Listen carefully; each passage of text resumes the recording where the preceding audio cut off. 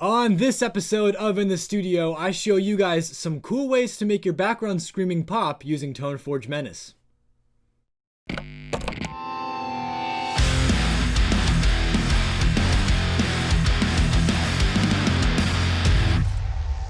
Welcome back to In the Studio, the show that helps you unleash your creativity using JST plugins. My name is Nick Pilata, and today I want to talk to you guys about screaming. A few weeks back, we had done the delay throw video showing you how to use JST's ToneForge Ben Bruce to create delay throws by using the effects section.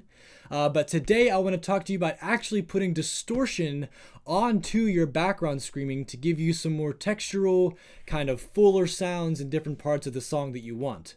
Putting distortion onto screaming was a little trick that Andrew Wade, my mentor, had shown me a while back, but a lot of people have been doing this for a while now, and I want to see how it sounds using ToneForge Menace.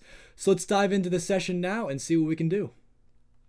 So today we are using the same session that I used to show you the delay throws, but what I want to do now is focus on some background screaming.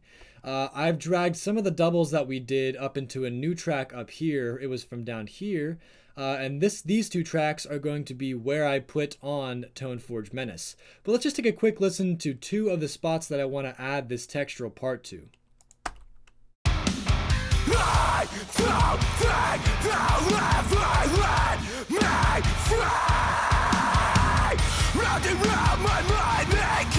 Cool, and then one more spot where I want to do this at.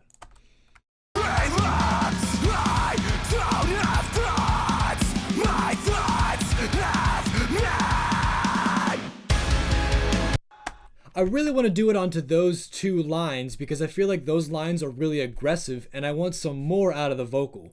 So what I'm going to do is go ahead and put on JST's Menace, ToneForge Menace.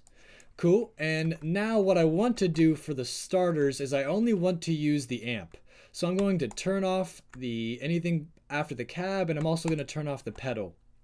Now, in order to get a good distortion sound, what we're going to have to do is ride the input as well as the gain, because right now you'll hear it's probably way too distorted. Yeah, that's a little distorted. So what I want to do is pull down the input here, and right now I'm just going to mess with just the input and the gain to get a decent distortion sound.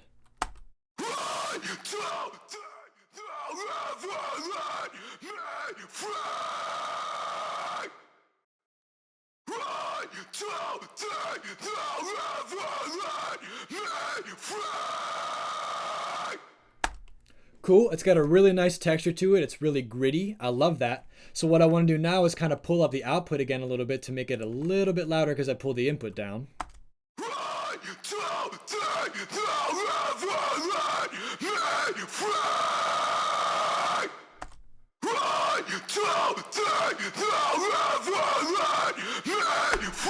That sounds pretty good. Now what I want to do is maybe pull, let's just mess with some of the knobs here and see if we can get a cooler sound out of our vocal.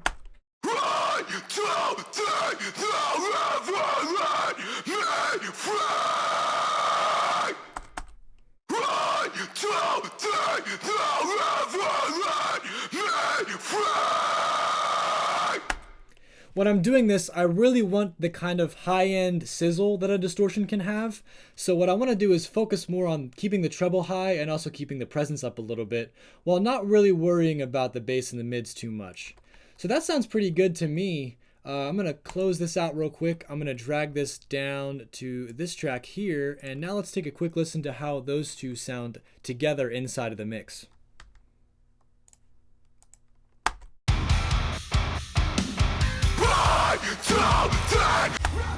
Okay, cool. So it's definitely a little too hot. So what I want to do is pull this down for sure. I can actually go back into the plugin and pull back down that output a little bit. We'll go back to 0 here, and let's go ahead and see what that does.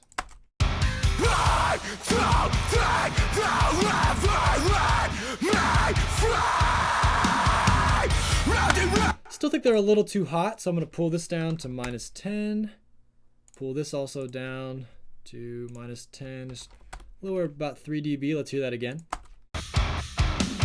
I don't think they'll ever let me fly. Cool. I think that sounds pretty good. Let's hear the difference between them on and off.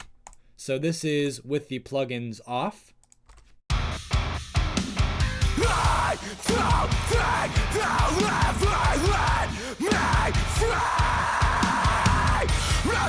And this is with them on.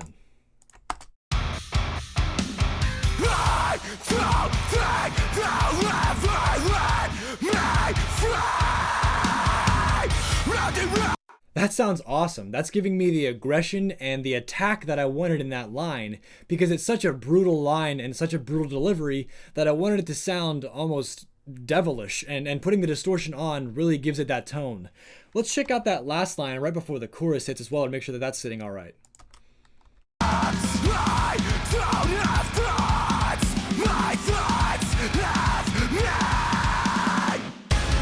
Okay, cool. So that one seems a little too hot because this take over here was a lower vocal, more of a growl, while this one's more of a high-end scream. So what I will do now is actually just duplicate these tracks once more, and I'll just drag these two down to this track, and now I have a different way to control their volume instead of having to automate. So let's pull these down, maybe minus 13, another 3 dB, and see if that sits well in the mix.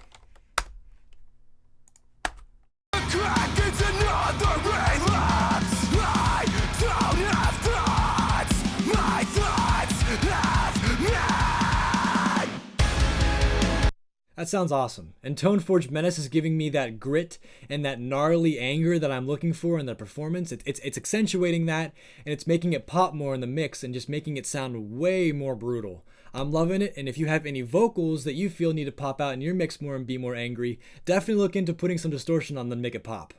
For more information on Tone Forge Menace and all other JST plugins, visit joeysturgistones.com.